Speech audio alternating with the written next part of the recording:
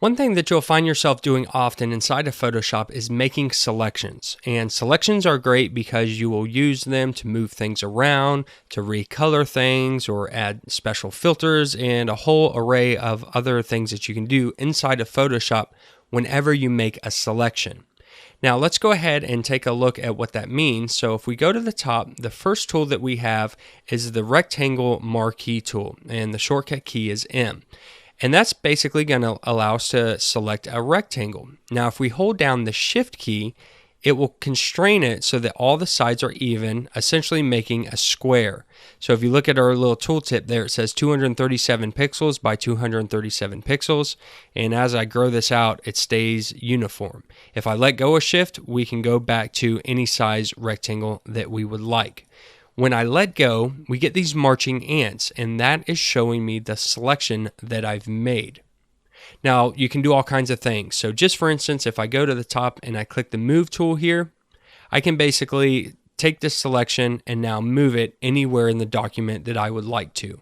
However, it does show the canvas behind it, which is just basically a white background. Now, at the top in the menu bar, there is the Select tab, and you'll want to learn some of these selection options. And in this video, I can't show you every single way to select in Photoshop because there's a lot of them, but later on we'll go in more detail with all these different tools and options that you have for selecting. But you really want to learn these first four. They're pretty important, and you can see that we have Control A to select all, or Command A on Mac OS, and when I click that, it selects the whole document. So you can see that there's marching ants now around the whole document. There's also deselect with Control D or Command D, and that'll deselect everything in the document. We can reselect our last selection. So now we've reselected whatever was selected last, and that's with Shift Control D or Shift Command D. And we can select the inverse, Shift Control I or Shift Command I. So let's go ahead and reselect our rectangle here, and if you didn't see that, sometimes to deselect, what I'll do is I'll just go off of the canvas and just click one time.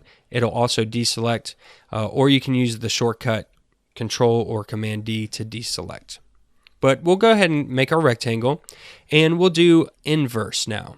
And what will happen is, instead of selecting the rectangle, it selects everything but the rectangle. So if I grab my Move tool, instead of moving that rectangle, it's actually going to move the rest of the document and leave that rectangle there. So we're just going to undo that and deselect. Now let's take a look at some other tools that we have here. We have an elliptical marquee tool. This will allow us to make ellipses. Or if we hold Shift, you can make perfect circles. We also have a single row and a single column marquee tool. This is great for slicing up your document and for doing other kinds of effects, but basically it will allow us to make a single pixel selection across the length or the height of the document.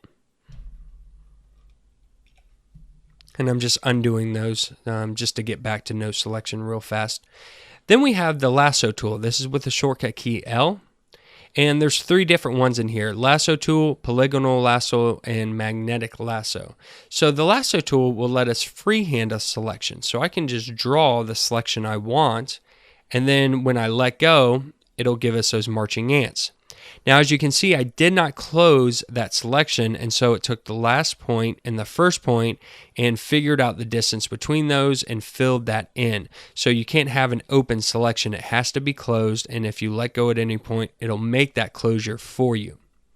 So we'll deselect that. That's a nice way to freehand some selections.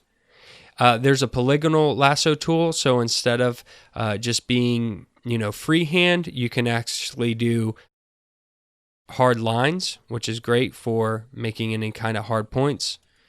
And here I have to either close it by going to the first point, and you'll see my little logo changes to a little circle showing a closure, or I can just hit enter and it'll close it automatically for me. And then we have the magnetic lasso tool, and what this will do is it'll allow us to make a selection, but it's going to go ahead and make that selection closest to where it sees differences in pixels. So for instance, we have this white area and this blue area, and if I go ahead and use this tool, it's actually going to try to grab where those 2 points meet between the blue and white, because it's seeing a major difference in the pixels between the white and blue. Now, it's not perfect, and you'll have to go in and adjust this later on. There's also some options at the top in the options bar that you can make, but basically this is a great quick way to make a nice selection without being perfect with the lasso tool. The magnetic lasso tool will go ahead and try to find those differences and make that selection for you. So that's a great tool to use there. Something else that you can do is you can use the quick selection tool and the magic wand tool with the shortcut key W. And these tools are different based on their options at the top. So the quick selection tool uses a brush, and there's not a whole lot of options other than adding and subtracting from your selection. And the magic wand tool does it based on a sample and the tolerance of where you're selecting. So if I go ahead and I take the quick selection tool and I click in the yellow area, because the brush is set to 30 and it's all mostly yellow, it'll go ahead and pick that up for me, and it selected all the yellow piece for me. Now, if I wanted to add to it, I can keep selecting, and now we're picking everything in the yellow and the blue area. And this is really great. And we can also do something similar with the magic wand tool, only the magic wand tool is going to be based on a tolerance. So let me go ahead and deselect here. And now when I click the yellow, you can see that it hasn't made a perfect selection because there's actually differences in the tolerance of colors here. There's lighter yellows and darker yellows, and so it hasn't selected everything. So I'll need to go in and keep clicking. Actually, I'll need to hold down Shift to add to my selection and keep clicking to pick up the rest of those yellow pieces. And you want to experiment with both tools because they're used for different things.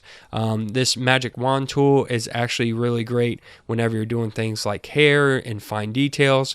Quick selection tool is great when you just are trying to pick out nice, big, bold things like this pencil here. I can go in and select that very quickly. Now, I did this real fast. I'll back up for a minute. If I hold Shift, it'll allow us to add to that selection. So I can actually select that pencil and this green part over here and maybe this blue part. And to subtract, I can hold the Alt or the Option key for Mac OS, and it'll actually deselect. So if I picked up something I don't want, like say this white area here, I can kind of deselect that out. And you can always fine tune these and play around with them a little longer to make it perfect, but I'm just trying to quickly show you how a lot of these selection tools work. So we'll deselect that. A couple other quick things real fast, and we'll get into this a little more later in some of the more intermediate and advanced lessons, but there is a mask mode that you can click on down here.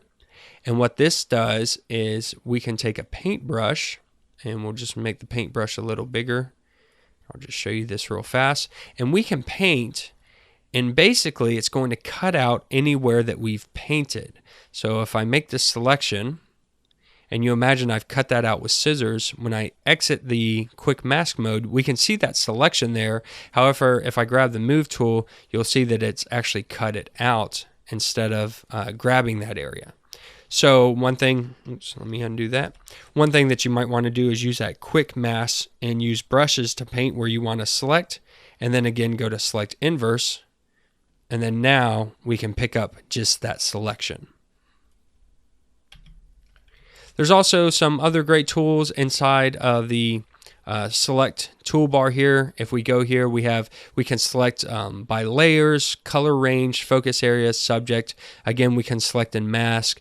We can change our selections. We can grow them or make them similar, transform them, and we can also load and save selections if you're using certain selections often. So just real quick, I'll show you one of these. The color range will allow us to sample a color and then pick up a selection based on that color. So if I select, say, this yellow here, you can see it's picking up the yellow, and because the yellow of this paintbrush is similar, it's also picking up a little bit of it also. Again, I can hold Shift and pick up that yellow, and now it's grabbing some more of this other yellow over here, and we can grab those holding Shift, And now we've selected all the yellows in the scene. Again, I can hold Alt or Option to deselect, and you can make some changes here, which we'll talk about in some future lessons about the fuzziness and the colors that you want to sample and so forth. But if I hit OK, it's selected those based on its color, and that's nice and easily for us. So you'll want to mess around with these different selection methods. We'll talk more about them later on, but get used to them because it'll allow us to do a lot of things inside of Photoshop, and it's something that you'll use pretty commonly.